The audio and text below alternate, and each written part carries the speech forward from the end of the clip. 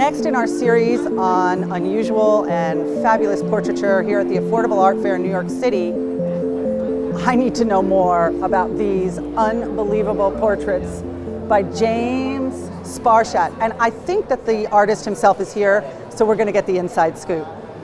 I am so excited to introduce you to James Sparshatt, who is the photographer, the artist behind these arresting images.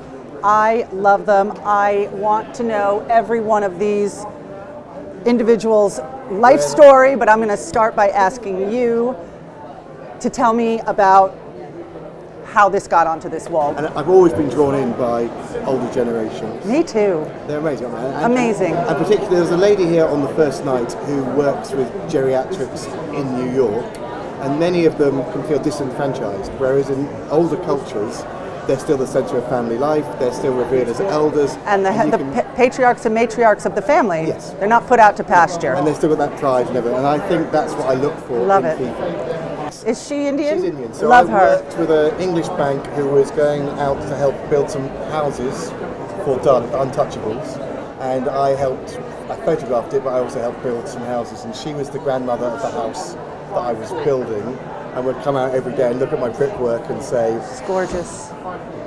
If I'm going to live there, it needs to be a bit better than that." But no, she was lovely. Now, are these black and white color, film or digital? So originally,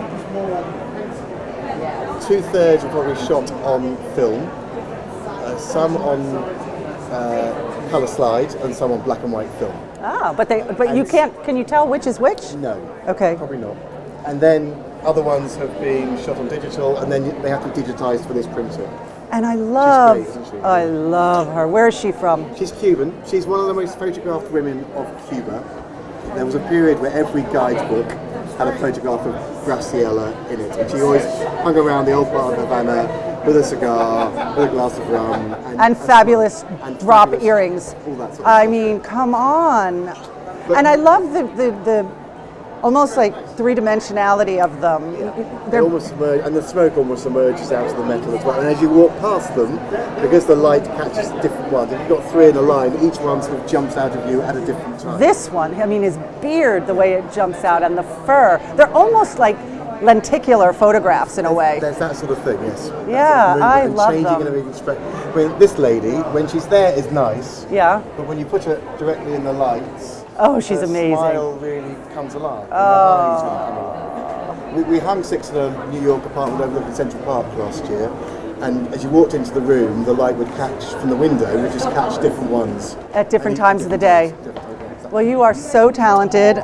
I'm thrilled to chat with you. I have one other question for our viewers. Yes. From a great talent as yourself. I noticed so many young 20-somethings at the Affordable Art Fair. It makes sense.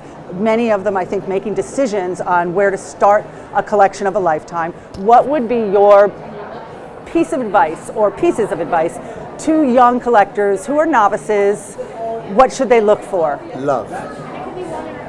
You are dun, dun, buying dun, something. No, but because you are buying something to hang in your house that you will see every day.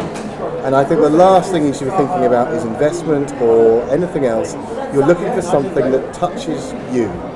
It might be intellectually, it starts conversations with your friends, it might be colours. The same person can love the same piece for 10 different reasons. No, different people can love the same piece for 10 different reasons. Absolutely. And as long as they're following their hearts, they're correct. I agree. And therefore, if you're building a collection, if you've got great taste and you buy 10 things, I'm sure one of them will be a really good investment.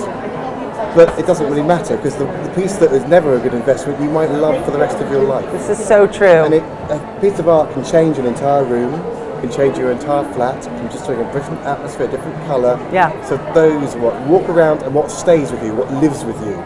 That for me is what's going to give you tremendous joy in different ways every time you open the door. Exactly. Yeah. Not just now, but for forever. Years to come. Well, these certainly do that. I love them. I think you're super talented, and it was really a great pleasure getting to know you and learn about your process. Thank you, James. My pleasure. Thank you. This is Cricket Burns of Cricket's Crush, thanking you for watching this series on the trend of portraiture in contemporary art. And please be sure to check out our website, cricketscrush.com, where you can learn more about my services, zhuzhing, staging, and selling beautiful home consignments and art